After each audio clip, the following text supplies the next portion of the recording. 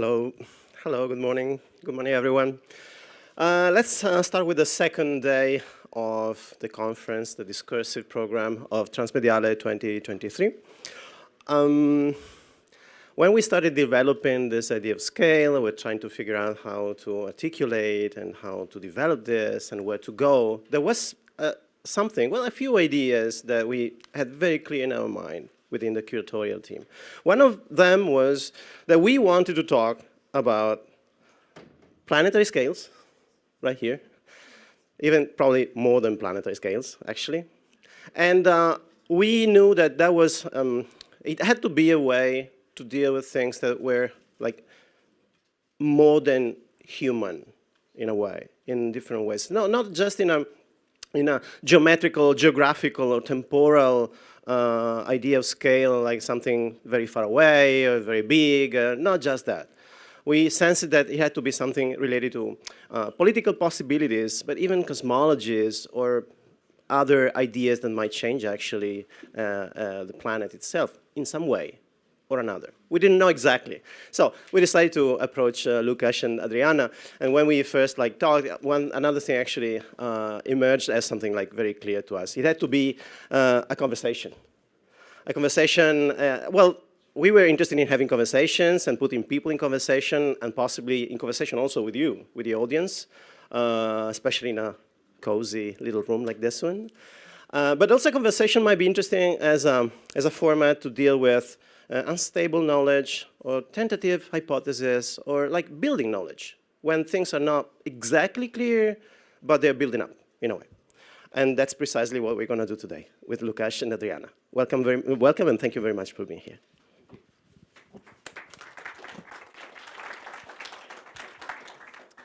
Hello, everyone. Very glad that you can make it here in first session of a Friday morning, and knowing that some of you were out last night, so thank you for being here. So my name is Adriana Knouf. I call myself an artist, writer, and xenologist, and xenology is sort of a term that I've been developing over the last few years for the study, analysis, and development of the xeno, or the strange, alien, and the other, and I'm currently based in Amsterdam. Hello, and thank you for the introduction and invitation. My name is Lukáš, Likavčan, and I'm a philosopher by training.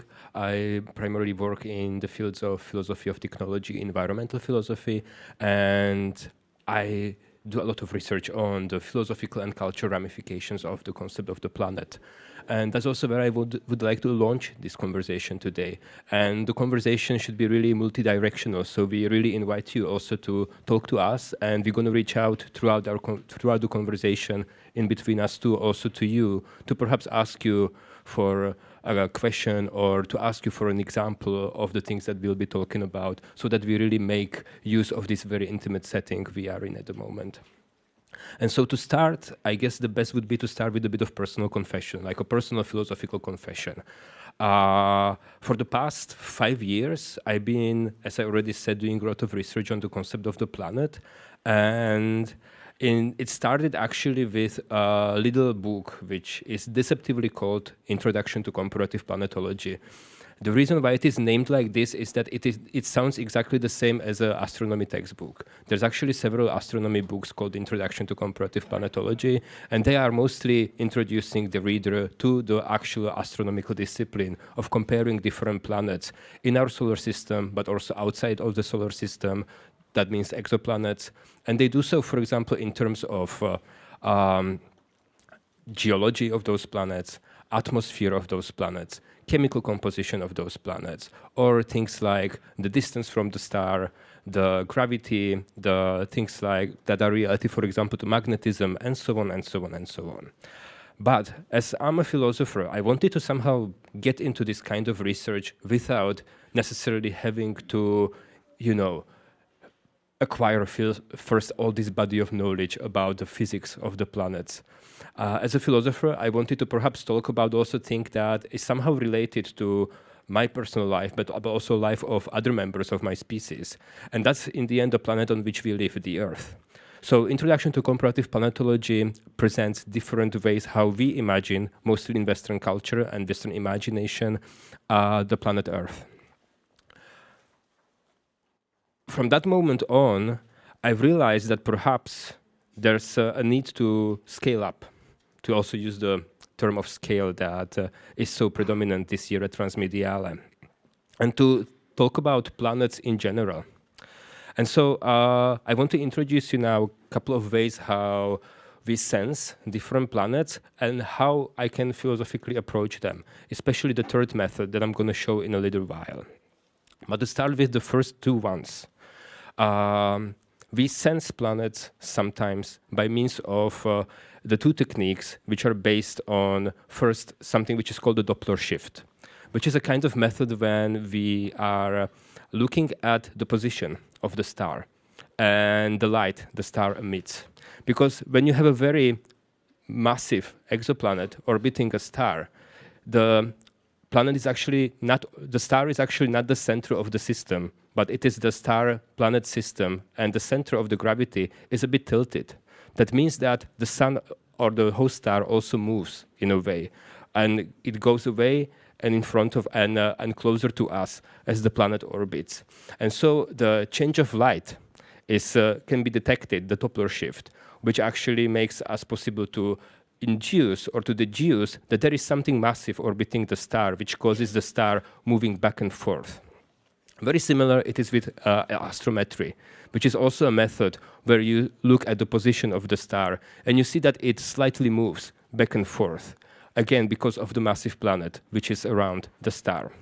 But the problem is that these two methods, and we can move to the next slide, are actually not very useful for talking about planets and finding planets similar to ours.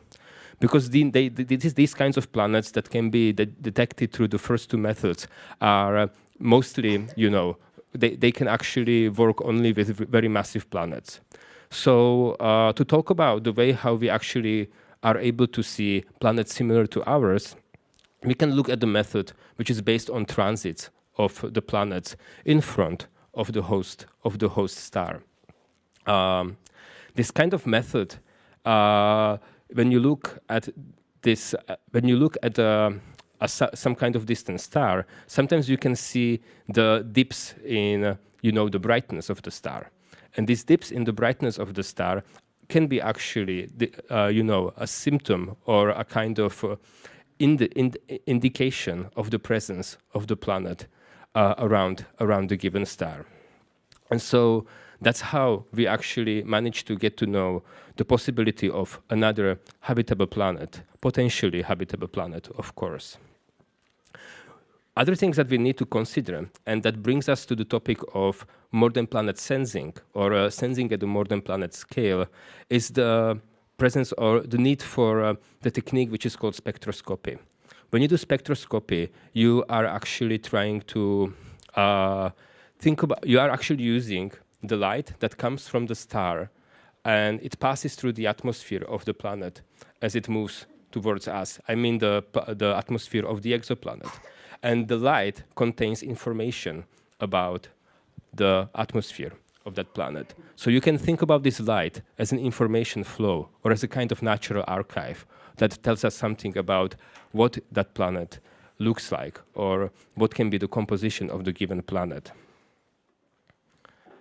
And to me, this also is very important from the perspective of thinking about habitability of planets. Because in the end, when you look at the contemporary also humanities and social science literature about habitability, especially in recent years, it was Dipesh Chakrabarty talking a lot about habitability against sustainability, which is in his kind of approach an opposite of habitability.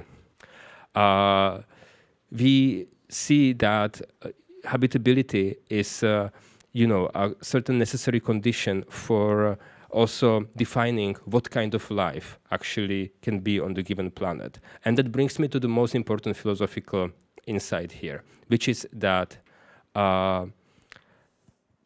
we have very terrestrial assumptions about what is life, and based on this, we have also very terrestrial assumptions about what is habitability. And we can move to the next slide. Habitability is usually defined by two components. It is the environment component and the life component. And it is exactly this life component that becomes problematic when we bring in too much terrestrial assumptions. Because down the line, the way how we define life also relates to how we define things like intelligence. And when it comes to detecting not just life in the universe, but detecting potential societies on other planets, then it becomes really problematic that you have very terrestrial assumptions, because down the line, these assumptions can be also based on social and cultural condition or economic condition in which you live. And that brings me also to the research on technosignatures, which is Adriana's scope of interest. Great. Thanks, Lukáš. Yeah, so many of you have heard of SETI, the search for extraterrestrial intelligence. So what we're going to do in part of our conversation today is to put pretty much each of those words under question.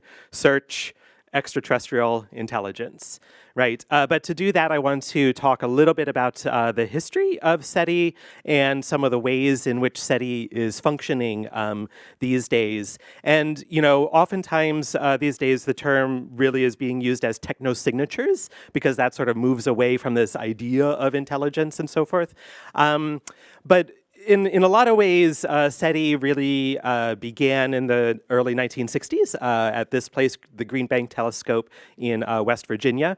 There had been some earlier papers written about this, but the actual search started there with a guy by the name of Frank Drake, who Lukáš will talk about a little bit later in the context of the Drake equation.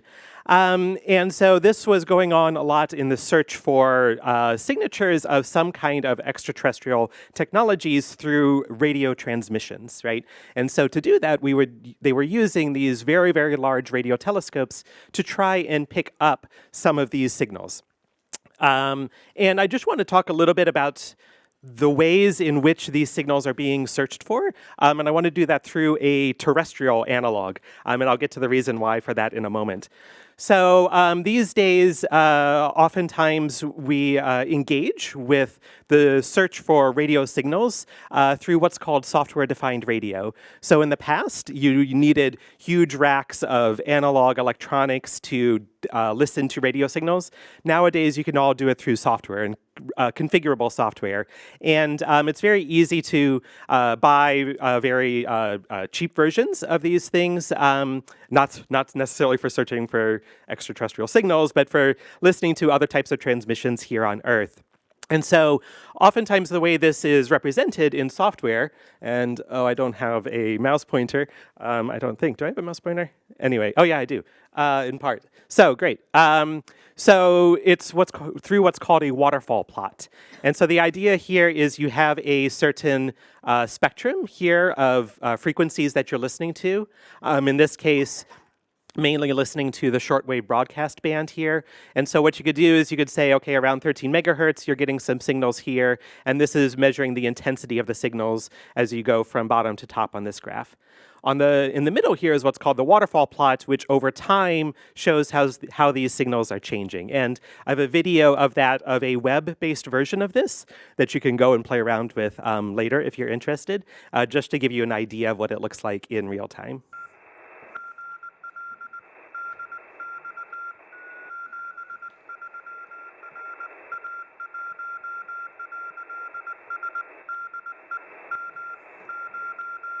So this is in a similar area as the previous image, and it's picking up some Morse code that someone was transmitting when I was making this recording.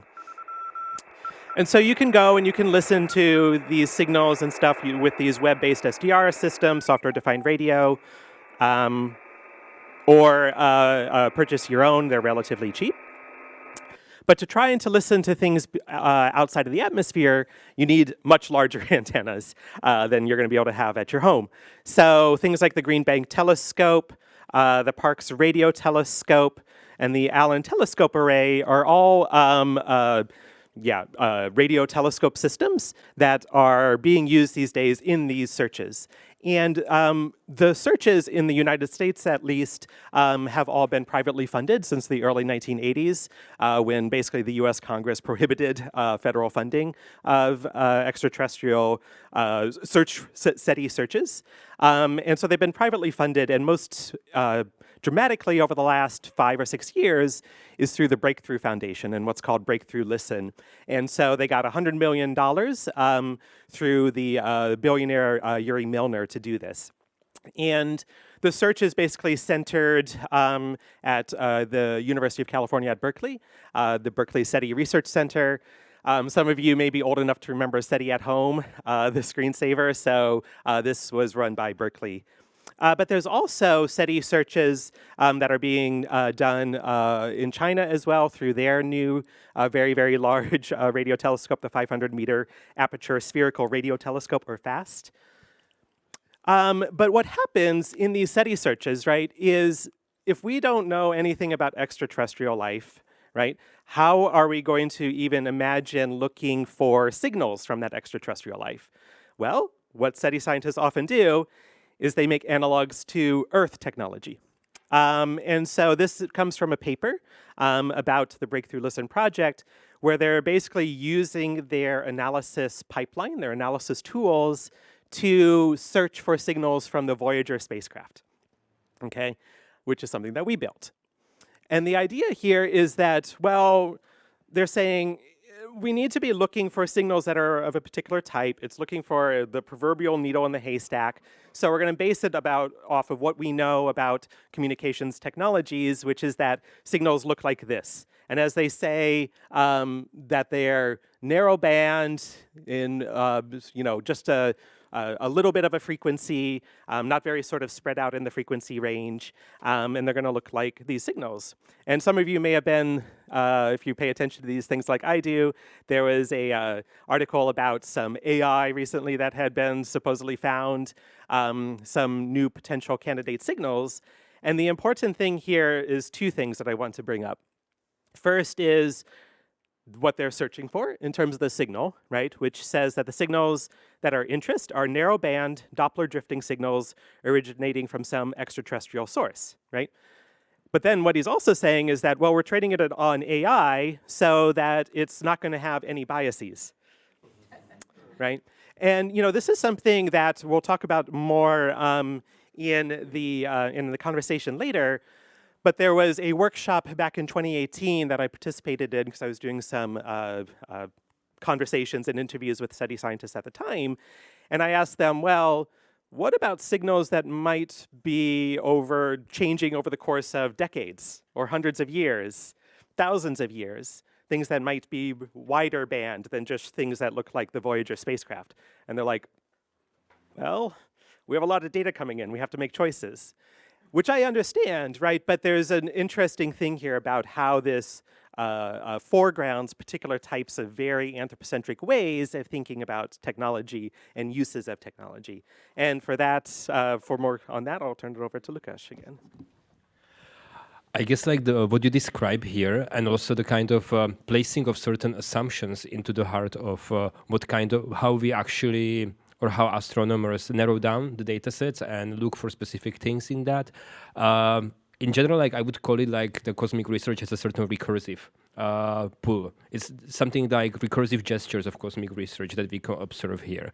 And when I come back, for example, for a moment to the concept of habitability, I think it is nicely also illustrable on the fact that we tend to think about life as something that can exist also outside of the planet to some extent, especially when we, for example, think about us going outside and colonizing different planets, for example. There is an assumption that we will be compatible with other planets, which I don't think is guaranteed at all. And the reason is that if you think about like all the factors that make life on the planet possible, it is not just the simple existence of life which would be self-sustained as to some kind of Gaia hypothesis perspective. You need things like magnetism that shields you from radioactivity, from the cosmic radiation. You need, for example, things which are related to the very origin of life, such as the fact that the planet probably needs to be to some extent fertilized first by the influx of cosmic material, such as meteors. And if you think about all of this, the fact that life exists on a planet is really more like a result of the series of processes which happen on the scale of the solar system itself. You need, for example, one of my colleagues, I'm at the moment a visiting researcher at the observatory in Leiden. Her name is Yamila Miguel, and she has the hypothesis that we need to think about planet really as a result of the star-planet dynamics. That is really something that is a metabolism, of a cosmic metabolism of sorts, properly speaking. And so, yes. Could I just maybe say something about that? So, sort of also, as Lukáš was saying, there's this idea of what's called panspermia, right? So the idea that life perhaps started on some other planet, or even in our solar system, or even outside of the solar system, right? And then was ejected from that planet from a meteor or something and traveled throughout the galaxy for hundreds of thousands, if not millions of years, and then landed on the planet Earth. Yeah. Or there are some of the hypotheses even count into things like the presence of moon, which actually makes tidal forces possible, and some simple features of life, such as the directionality or the symmetry, is actually related to the presence of the tidal forces that created the environment that had certain cycles. Yeah, and these cycles are inscribed into the biorhythm of life on Earth. And even with Jupiter, too, that Jupiter is sort of like the cosmic vacuum cleaner, I've heard used sometimes for comets and asteroids and very large rocks that would basically destroy life otherwise. Mm-hmm. But another thing that I would really like to, another thesis that I'd like to introduce today is how we can think about cosmic research as cultural activity, and how to open up the space for looking at science as something that belongs to larger epistemic field of knowledge-making practices. I'll start with this notion of placing by Lisa Messeri, who uses this notion in order to describe the way how exoplanet astronomers are imagining their objects of interest, the planets outside of the solar system. The placemaking activity turns this abstract space that is imaged at best as a pixel or just like a flow of data into something that becomes a concrete place, as Messeri says, something that can be imagined as inhabitable, perhaps, or something that we can theoretically be in or at, even though we will never physically reach that place, and perhaps that place will be hostile to us. But a certain intimacy is necessary to, as an engine of the curiosity, as an engine of the process of actually, searching for the exoplanets. So what I want to say is basically that there is a cultural imagination at heart of any astronomic research, and that culture is in this sense not just a byproduct of astronomy, which is sometimes the case, because if you think about it, astronomy really produces images on a daily basis. Like, it is a giant producer of visual cultures. Like, people love to have images of nebula. Like, for example, there are several famous images of the Pillars of Creation is the name of that image. Like, I love that image, for example. Like, it was taken by Hubble telescope originally, and now it was recreated also by the James Webb.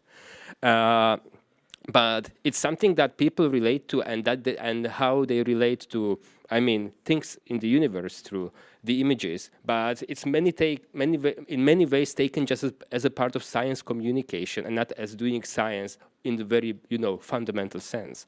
And so I want to say that culture is not byproduct, but something which produces. Culture is not byproduct of science, but something that is an essential part of producing knowledge of any kind. And we can move to the next slide now, where we're going to see an example of Pluto. Pluto is a planet which has a special place if you think about it from the perspective of mythology, especially Greek or Roman mythology. Pluto as an equivalent of the Greek Hades, the god of underground. And as you can see, naming a celestial body in itself is the placemaking activity. And the placemaking activity in this sense is also a meaning-making activity. And the meaning-making activity means to actually create this intimate relationship, for example, by using figures from your culture in order to have a certain relationship to that given celestial object. So in 2006, and we can move to the next slide again, there was a General Assembly of International Astronomical Union held in Prague, where a new definition of the planet was proposed. And the result of this was a demotion of Pluto from the status of the planet to a status of the category of so-called dwarf planets. The definition of the planet, the new definition which was accepted at this assembly, was as followed. A planet is a celestial body that is in orbit around the sun, has sufficient mass for its self-gravity to overcome rigid body forces so that it assumes an equilibrium or nearly round shape, and has cleared the neighborhood around its orbit. And the problem with Pluto is that it doesn't fulfill the criterion 3. It is not able to clear its orbit from all the debris around. And that means that basically it is not a proper planet, or it doesn't have this kind of agency, these clearing agencies that the planet is supposed to have in this sense. And so the Pluto was decided to be instead a paradigmatic example of a dwarf planet.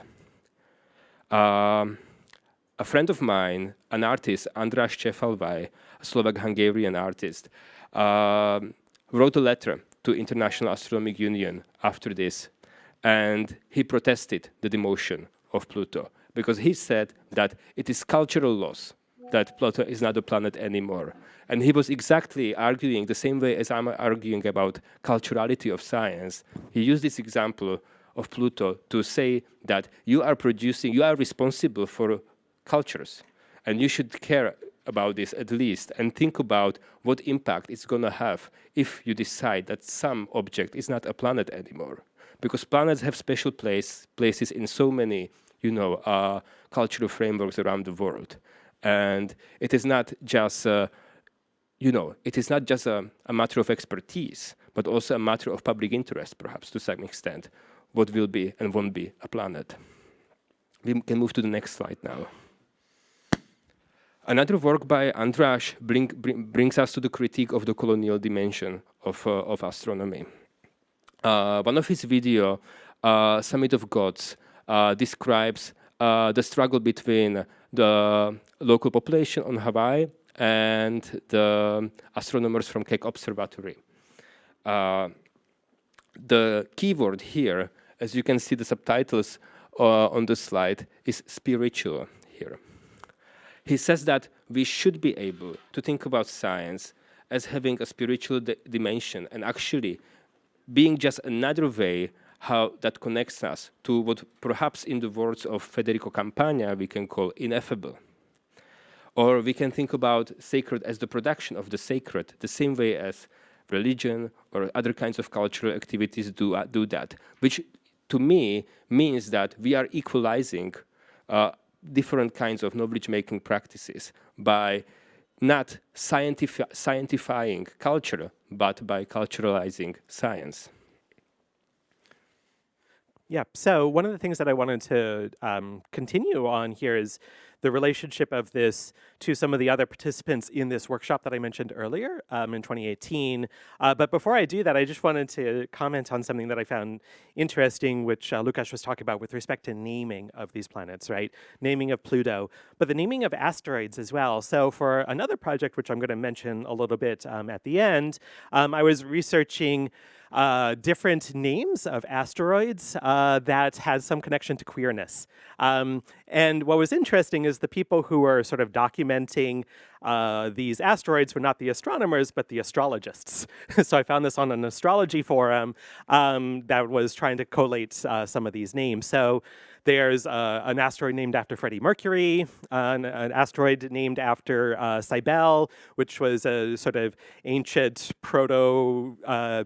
Indo-European goddess that a lot of queer groups connect to, as well as an asteroid named Smalley, which was the previous name of someone who actually came out as transgender, an astronomer. So, this is something very interesting that there's actually, a huge number of these types of names out there, just not something that we know of very, very much. But the thing that I wanted to talk about, especially with respect to this notion of culture and sort of the relationship of that to the SETI searches, is this working group statement that came out of this workshop of 2018 from a group of scholars, Sonia Atele, William Leppert, David Shorter, and Kim Tallbear, about how to approach SETI and technosignatures research from the perspective of indigenous studies. And I really encourage people to look at this if you're interested in these questions, because they raise some extremely important points, okay? They ask, is contact a good thing? Obviously, they have very particular thoughts about that and about whether the entities that we, as humans, as a planet, are trying to contact have an ability to refuse contact in the end. They ask about the ethics of contact, right? The ethics of trying to do this, the morality of this, and the morality of this being done oftentimes by Western colonial powers these days, or the attempts of doing that, right? They really get at this question of intelligence and the fact that we don't have a definition of that, nor should we necessarily, and the real issues with using that in the terminology of this. The role of the methods being used in SETI, the role of institutional review boards. Any of you who have done human subjects research knows that you usually have to go through this process of getting your research approved and reviewed and everything like this, which is not something that happens with SETI research at all. And if we're ostensibly trying to contact extraterrestrial or detect extraterrestrial signals, perhaps it should be reviewed. And this idea that we need to, and especially from their perspective, there's not even necessarily a consensus amongst peoples on Earth, right, of what is a real entity or not, right? Especially when you begin to think outside of, as they were calling it, an object-oriented perspective, that other types of entities within the universe, including rocks, atmospheres, planets, and so forth, might have some sort of sentience as well, right? And that this is not being taken into account in a lot of the SETI research. And so they were really approaching this from these varieties of cosmologies and so forth that I think is really, really important. When you say about how to get out of the object-oriented perspective on the planet, that's actually something that is ambition in my philosophical work as well to some extent. And I think the one assumption that we have to get rid of is actually to think about planet as a scalar concept at all. Perhaps it is not a concept that can be meaningfully related to scales, especially spatial scales, because it locks us into binary thinking, global versus local, planetary versus situated. What if instead, for example, also using terminology of mass theory, think about place and situatedness as something that is just a convoluted version of the planetarity, something that is something like a intensification of the planetarity, to that extent that any single situation, any single place on the planet can be thought about as a transient space through which like materials, bodies, energy travels. Yeah, so one of the other things that I think was really important in their working group statement was this idea of, well, two things. The first about even asking whether communication itself is a form of harm and what harm may exist through our forms of communication that we don't necessarily have any way of understanding or knowing about right now. But also that there's a phase to communication. It's not a moment, right? But it unfolds over time. And especially when we're talking about cosmic scales, to get to this question, it might unfold over many hundreds, if not thousands of years, and that this is something that needs to be taken into account in these conversations. But, you know, there's a lot of other things that might be going on that, because as of right now, right, according to the scientists, right, we have not detected any extraterrestrial signals, right? But there may be some reasons for that, and perhaps I'll turn this over to Lukáš for that. My favorite solution to Fermi paradox, which is basically the stating of the question, why don't we hear from the aliens, is something which is called sustainability paradox, sustainability solution. The sustainability solution says that simply the way how we imagine the civilization capable of communication is not a civilization that can be long-term sustainable. Because, for example, the acceleration of the technological innovation or of energy harvesting, the term energy harvesting you see almost in every single astrobiology paper that talks about SETI or detection of intelligence in general.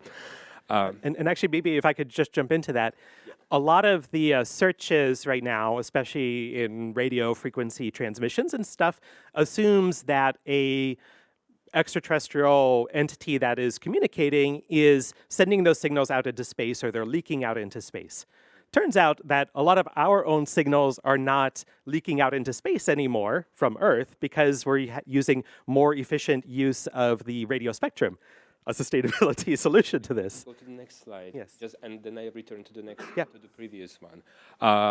So you mentioned before Drake equation. I'm not going to talk about the whole Drake equation. The purpose of the Drake equation is basically just like to estimate the number of active communicative extraterrestrial civilization in the Milky Way. I just want to focus on the last parameter of this equation, which is L parameter. L stands for length of time that civilizations can communicate. The problem with this parameter is in the very formulation, because it's stated as can communicate, but do they want to communicate? That's the open question. Exactly. Can I just jump previous back slide. for the moment? Exactly. I also wanted to talk a bit more about certain assumptions behind this sustainability solution to Fermi paradox. Something that comes out of the paper or is implicitly present in the paper is something that I would call the concept of long game civilization. Or long game society versus a certain, predatory live fast die young kind of society that obviously we are living in at the moment as well. I think that when we, for example, think about technological innovation, we need to think about technologies in or possible different way how to develop technologies by actually being able to think also about the waste and sinks that we need to account for accidents that these technologies create. Paul Virilio has this wonderful phrase, every technology creates its own accident. And I mean, the part of the way how we develop technologies in Western societies since basically modernity is that we don't think about the accidents that are related to the designing these technologies. If we would do that, it would significantly reduce the pace of the innovation, because you need to figure out a lot more things than just, the thing itself that you want to create. Think about combustion. If you want a combustion engine and you really want to account for all the things related to combustion engine, you need to think about how you're going to capture all the carbon first before you even deploy the combustion engine on the mass scale and put it into every single car. So the kind of civilization, the kind of society that would be able to actually sustain itself long term and still be technological would need to have this kind of, very, considerably slower pace of technological development by actually making sure that the cycle of the given technology is really closed.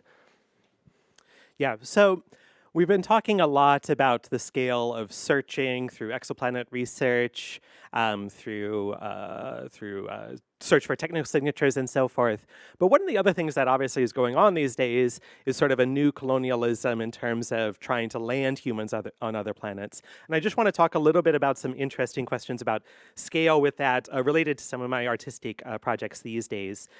So, when we're talking about sending humans to Mars or something like this, we're often talking about or not me necessarily, but lots of scientists, researchers, pundits, and so forth are talking about the terraforming of Mars, right?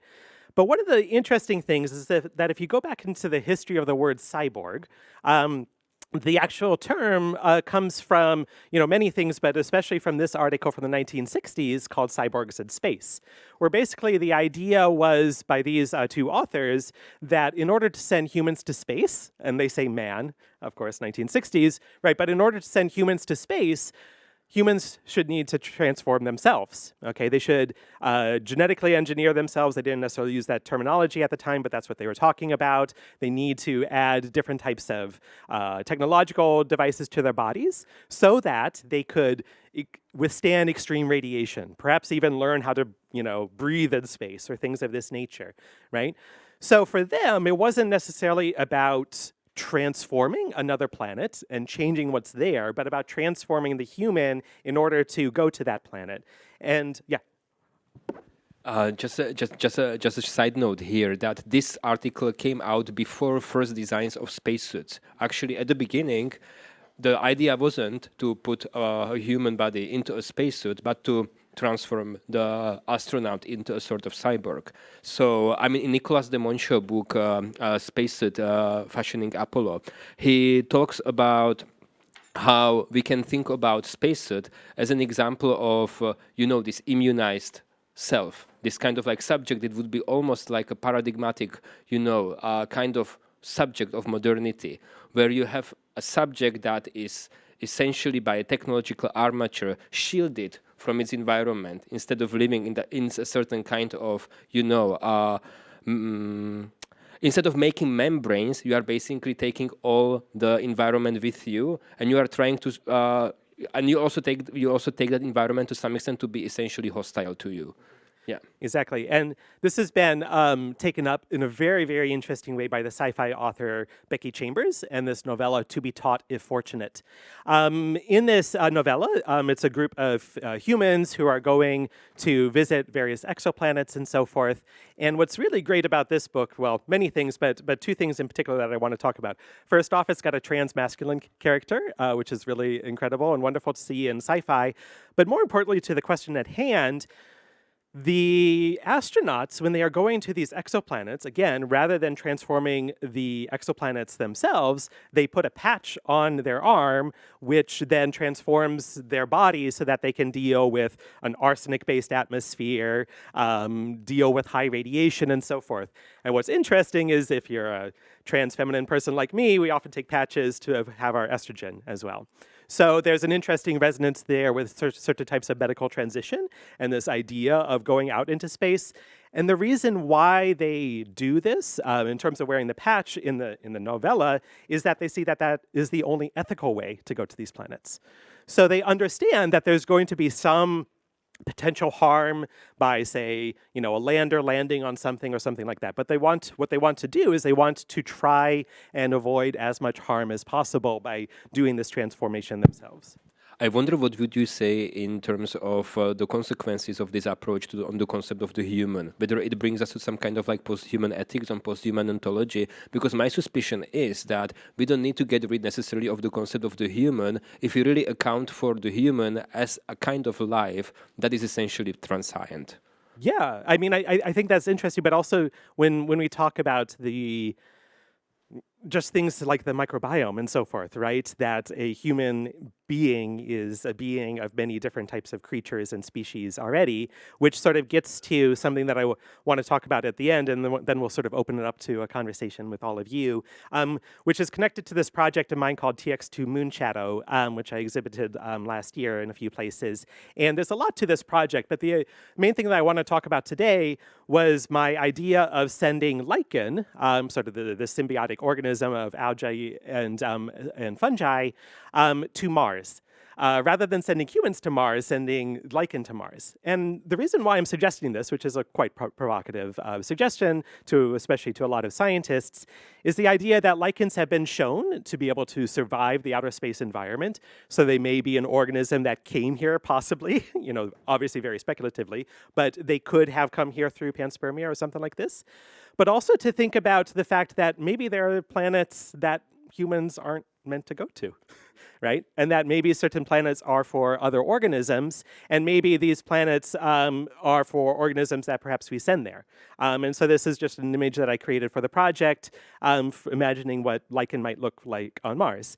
And this also goes to the question of scale, which is that we may never know how lichen end up, growing on Mars, in the sense of how they will develop there or something like that. But maybe that's fine. And maybe that's one of the things that humans are to do, is to spread life in different ways rather than our own lives, which is a very provocative suggestion, I understand, but I think it's something that is worth asking because we are trying to send humans to Mars already. That's already a form of contamination. And for me, I'm asking, what are the types of contamination that we want to engage with in outer space? So maybe we'll finish up there, and yeah, let's have a conversation in the bit of time that we have left. Any questions, thoughts, comments? Wow.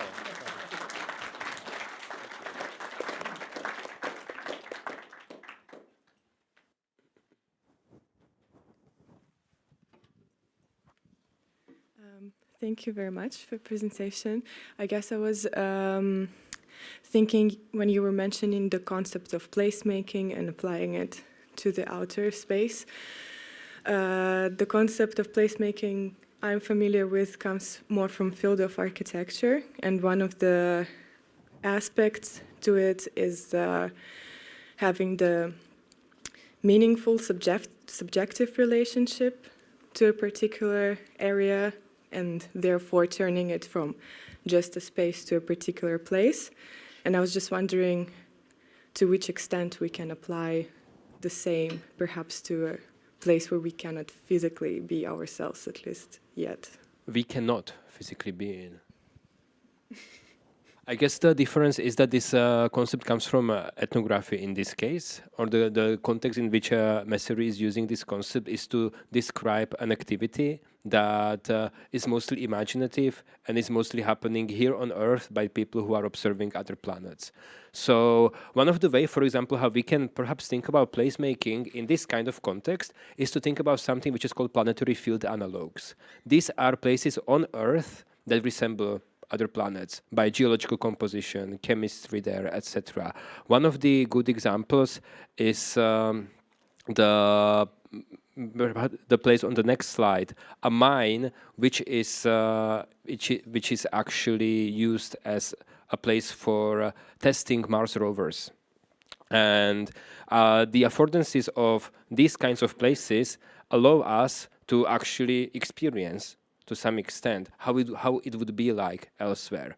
And I think that with different kinds of immersive experiences, we can get the same kind of vibe actually, that it is possible to some extent to have this, sensation of a distant, inaccessible place. Yeah. Thank you.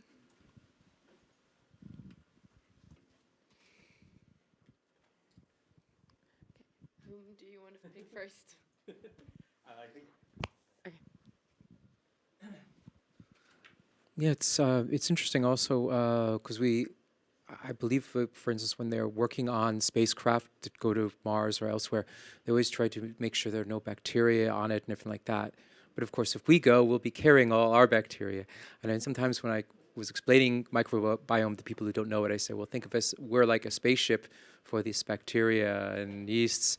Maybe the vagus nerve is their steering device. Yeah, it kind of gives the idea of, I like this, if we were going to send something to space, maybe not us, but like we would serve the space travel for a lichen or another creature.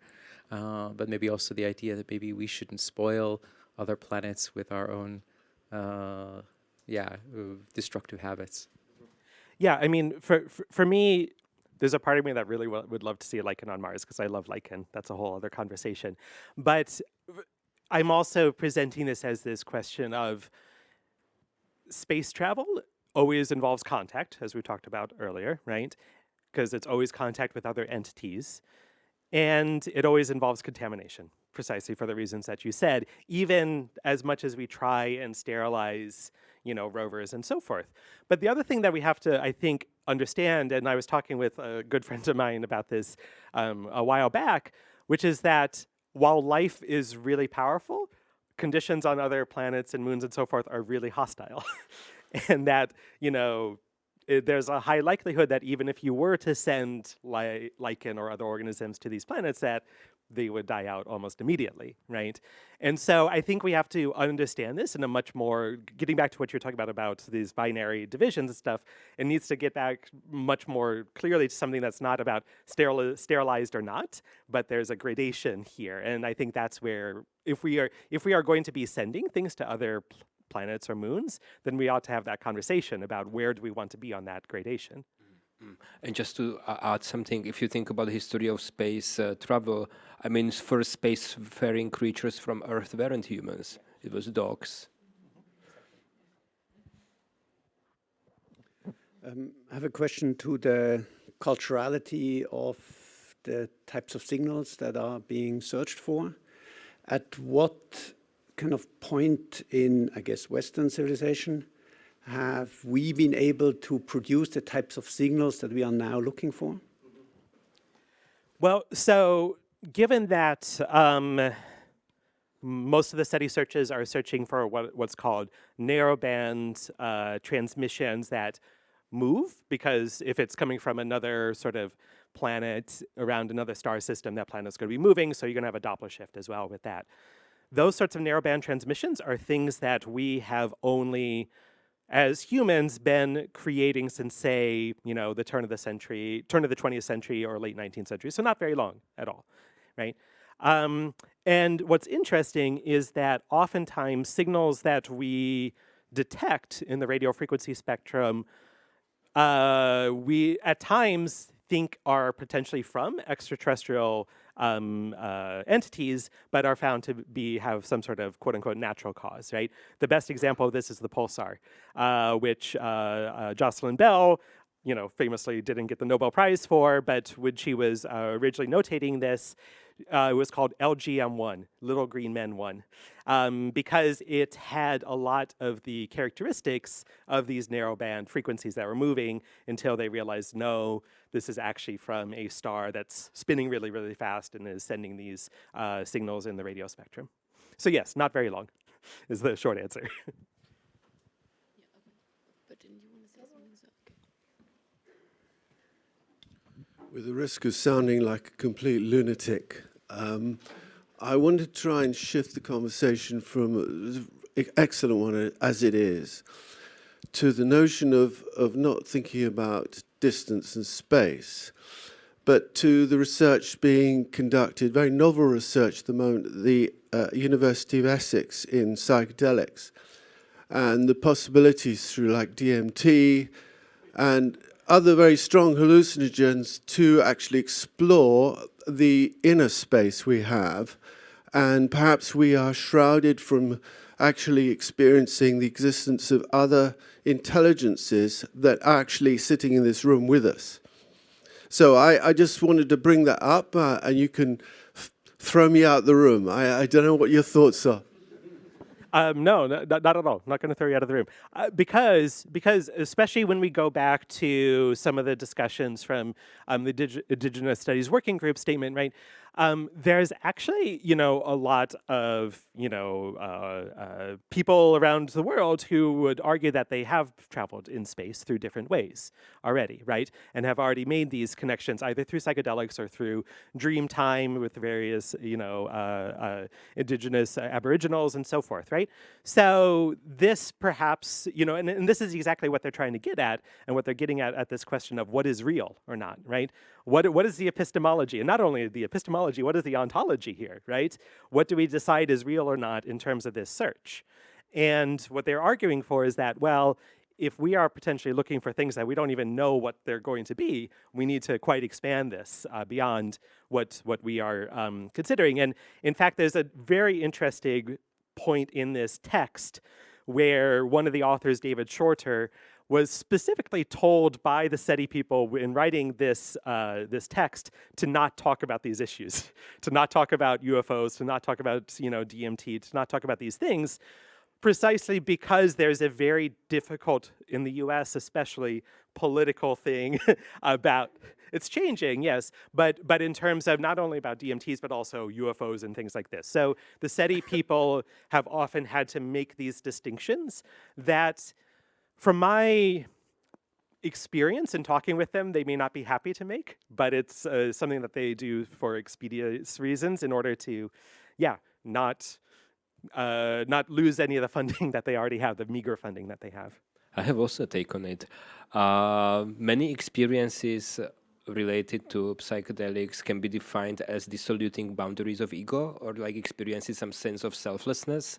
And previously, I briefly mentioned this notion of immunized self as some like paradigmatic subjectivity of modernity. And I think that this experience of selflessness works against exactly this kind of modern self perspective on it in itself as something that has very strong boundaries. Yes, the experience of dissolution can be very important for actually perhaps acquiring a sense of subjectivity which can be ethically selfless. Yeah, the part of this experience is also an outside view on ourselves, which not necessarily comes with this kind of like view from nowhere, but actually from a position that I'm going to make an analogy with experiences during meditation, like deep meditation. I really like to read some papers by Thomas Metzinger, who is looking into what kind of minimal consciousness can a subject acquire when they are in the state of deep meditation. And this kind of deep meditation to me is a good, some of these experiences are, some accounts of these experiences are like people saying, it is not me seeing myself, but the world seeing myself. And this moment when you acquire a perspective that is truly like more than subjective, it actually ceases to be perhaps subjective at all. And you really move to this kind of like moment of the selflessness that to me can be the basal, or perhaps it can be an ethical figure of the metabolic perspective I was talking about at the beginning, like how to think about a body as part of a metabolism, as something that is mediatory rather than based on strong boundaries, as I already said before. Perhaps it's too metaphorical, but I see there some, potential for the development of an ethical program of selflessness. And to sort of pick up on that as well, one of the reasons why I'm so fascinated with lichen is that they, at least some species, live for very, very long periods of time, hundreds, if not thousands of years, right? And one of the things that also happens, and that is important, is to, in some of these experiences you're talking about, is also thinking on a much longer time frame, right? And that's one of the things that I was researching when I was talking with some of the SETI scientists a few years ago, is how do you even imagine, let's say that there's some signal, some technosignature, some biosignature, something like that, and we begin to have a conversation with some entity in the universe. That's going to take hundreds, if not thousands of years. How do you begin to think about communication on those timescales, right? And what does that change in terms of how we understand life right now, our own life on this earth, when you begin to think in those sorts of timescales? And for me, that's sort of where I begin with a lot of my research these days, is what happens when we begin to think, yes, not on like the millions, billions of years of sort of the galactic timescale, although that's interesting, but on the hundreds, thousands of years timescale, right? That's not very long in a cosmic sense, but very long for us. And I think once we begin to think on those timescales, that really, really changes both these questions of the ego and the self and sort of those boundaries, but also how we relate to other entities here and outside of the Earth.